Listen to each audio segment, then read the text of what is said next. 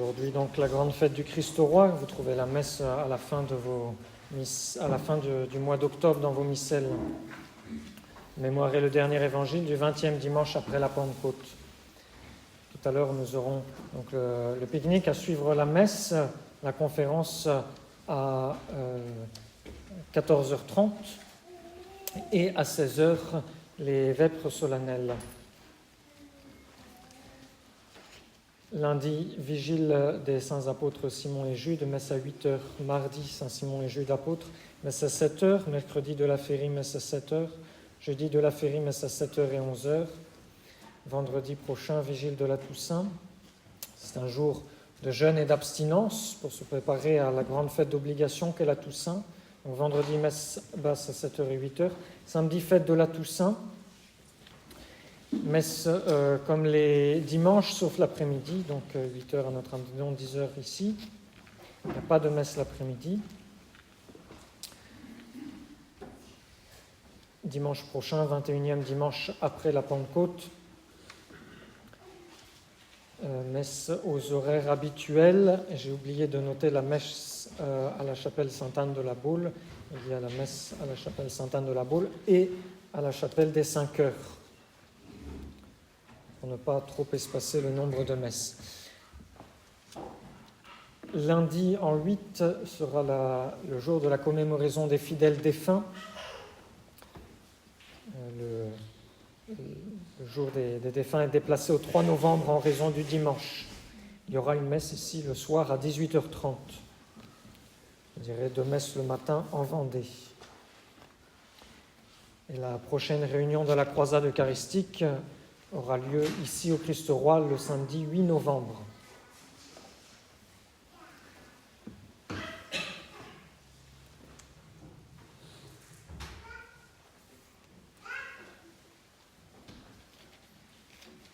Au nom du Père et du Fils et du Saint-Esprit, ainsi soit-il.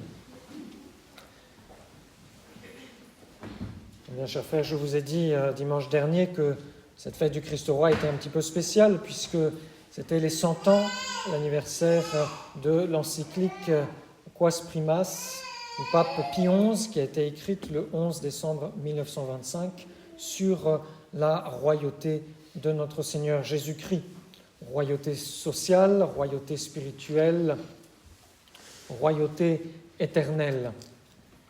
Et dans l'année, chaque quart de siècle, donc y compris les années en 25, sont des années jubilaires dans l'Église catholique, des périodes destinées à raviver la foi des fidèles, à encourager les œuvres de charité, les années où les papes concèdent de nombreuses indulgences. Et c'est ce qui s'est passé lors de l'année 1925. Il y a eu différents pèlerinages, différentes canonisations. C'était également le 1600e anniversaire du concile de Nicée, le premier concile écuménique de l'Église en 325, qui a promulgué comme un dogme solennel de la foi catholique la divinité de notre Seigneur Jésus-Christ. Voici ce que dit le pape Pie XI dans son encyclique. Nous avons ordonné de célébrer cet anniversaire séculaire.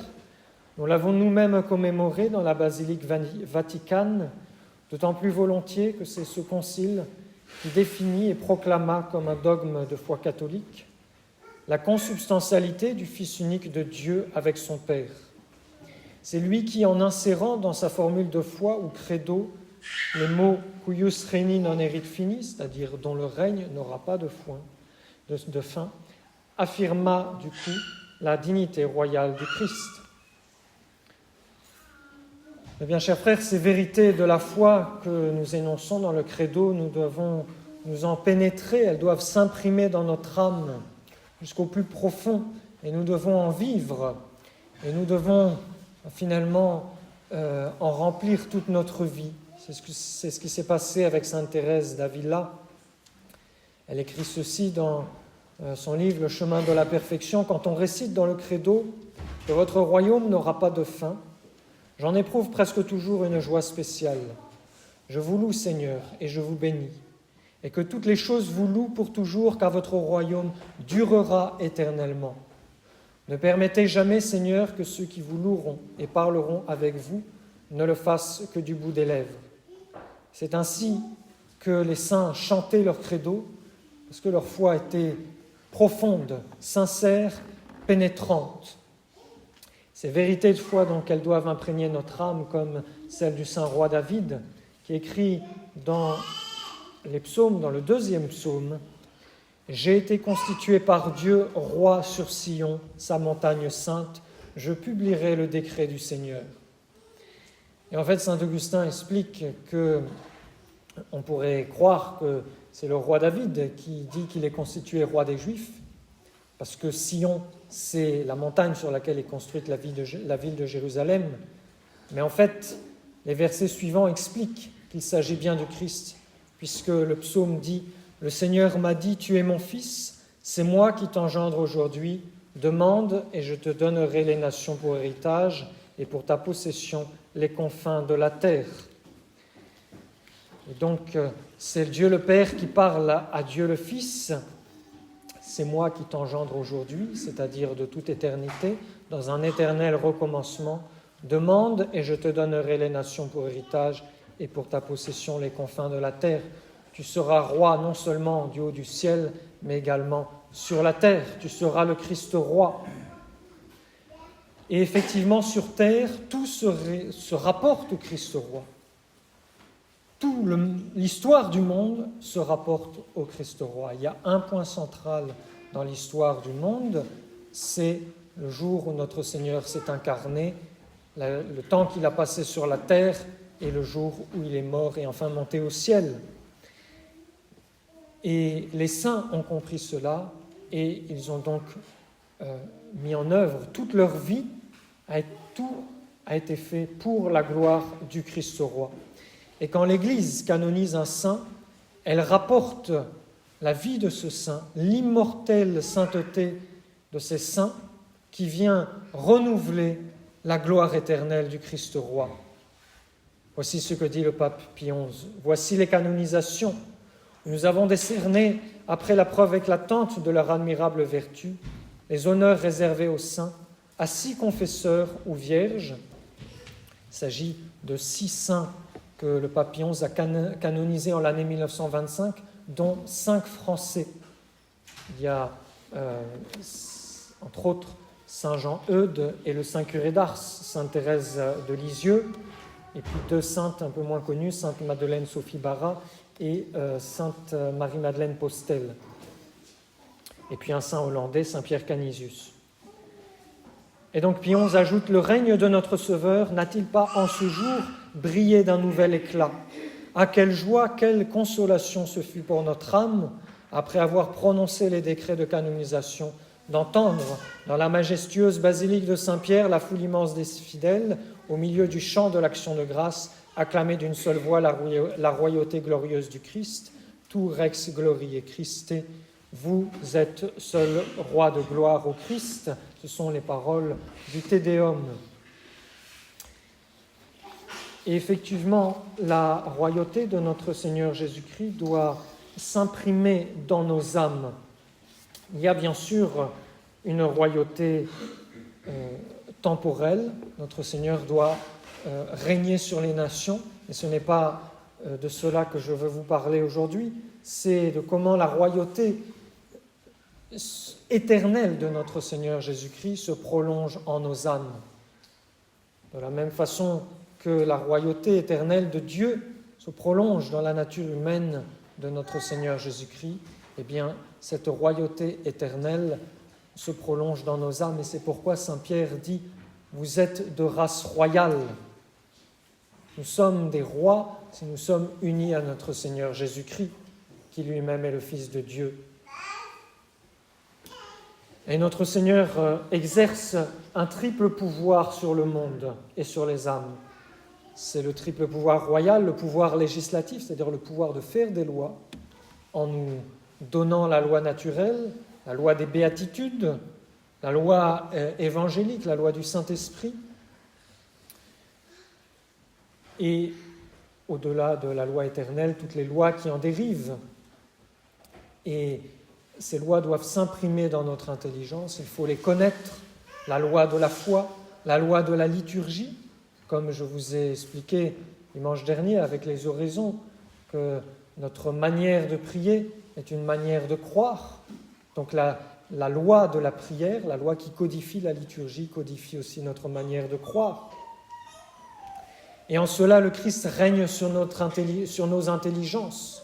Nous devons croire donc avec une parfaite soumission, avec une adhésion ferme et constante, les vérités révélées et les enseignements du Christ.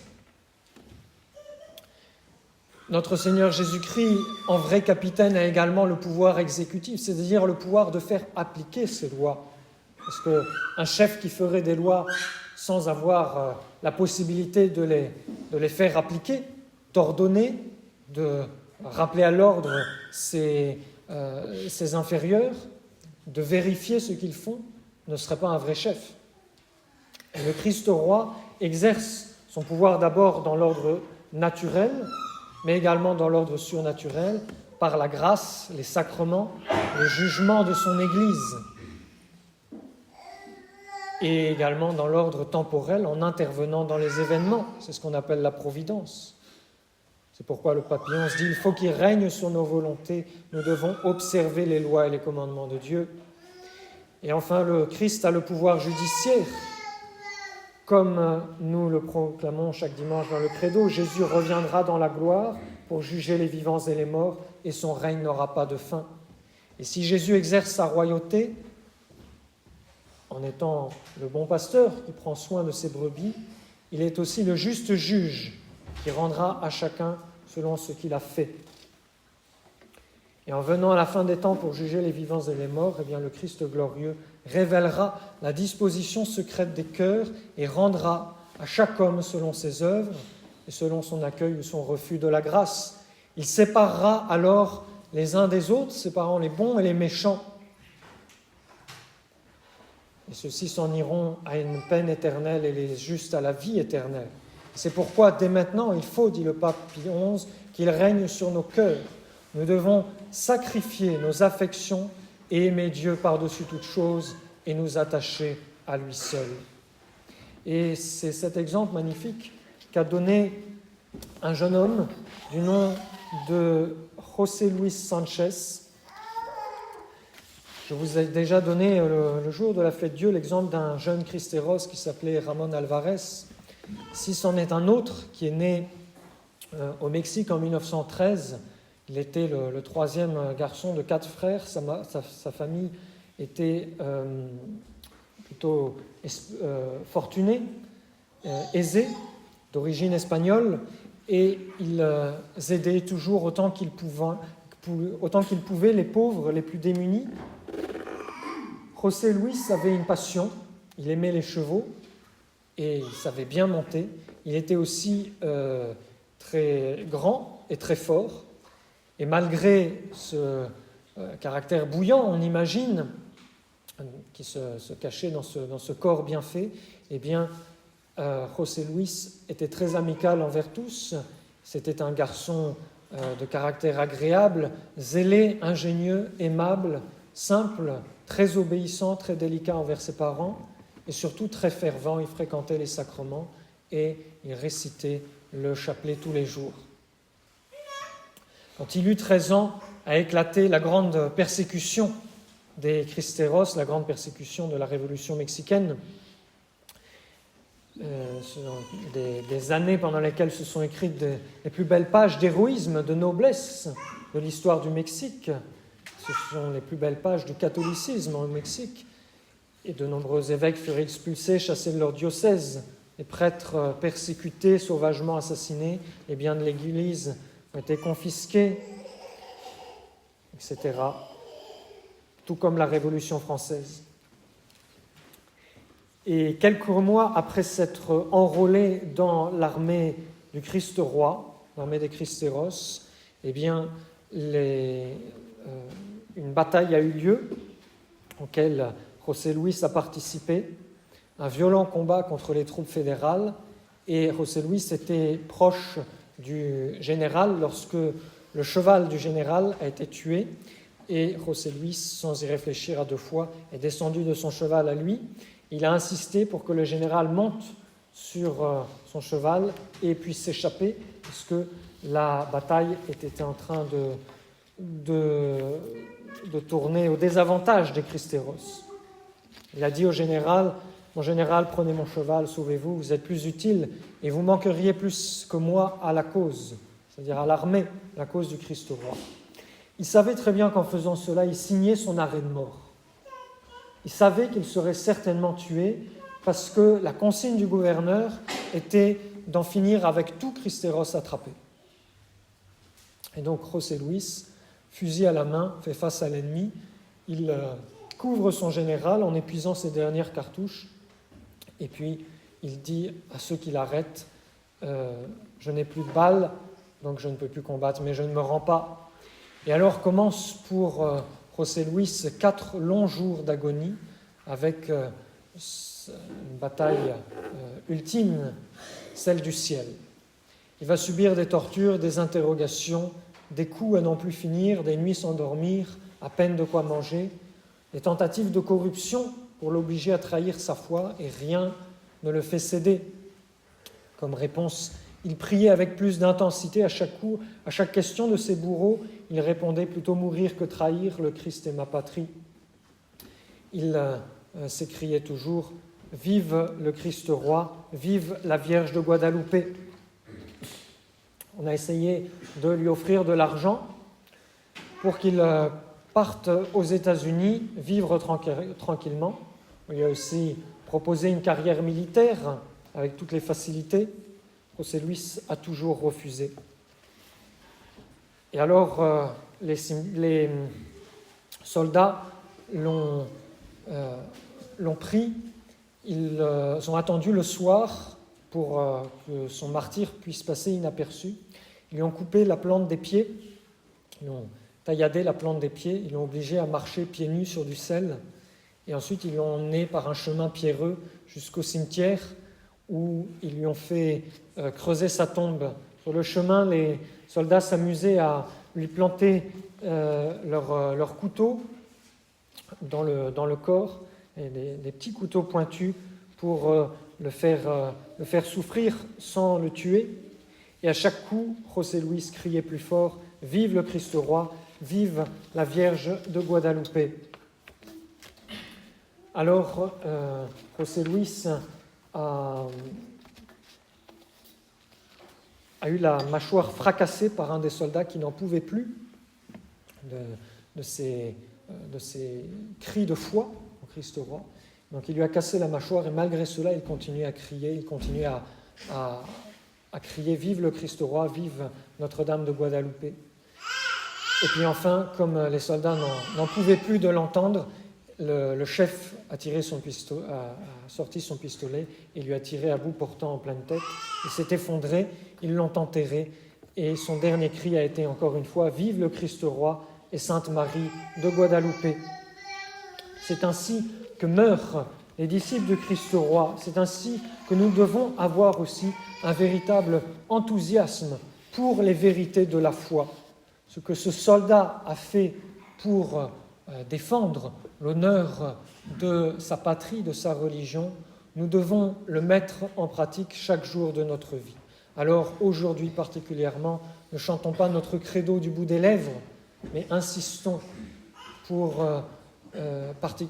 particulièrement sur cette phrase « Votre royaume n'aura pas de fin », parce que nous sommes les catholiques qui empêchent que le règne du Christ roi ait une fin. Notre Seigneur Jésus-Christ est bafoué, le règne du Christ roi a disparu de la surface de la terre, en tout cas sur les nations. Ce sont donc les individus, c'est donc l'Église réduite à ses dimensions domestiques qui continue à faire régner le Christ roi. Et dans cette chapelle, eh bien, faisons retentir le chant du credo, faisons retentir cette phrase « Votre royaume n'aura pas de fin » jusqu'à ce que le bon Dieu daigne nous envoyer un roi digne de ce nom, un vicaire digne de ce nom, un saint pape, jusqu'à ce qu'il revienne à la fin des temps pour juger les vivants et les morts. Crions avec sainte Thérèse, et ce sera le cri de la fin, « Ô roi de gloire, Seigneur des seigneurs, empereur de tous les empereurs, saint des saints, pouvoir au-dessus de tous les pouvoirs, savoir au-dessus de tous les savoirs, la sagesse même Vous êtes, Seigneur, la vérité même, la richesse même, votre règne n'aura pas de fin. » Pardon, il nous faut encore ajouter quelque chose. C'est la parole de saint Louis-Marie Grignon de Montfort, mais c'est la pensée de tous les saints.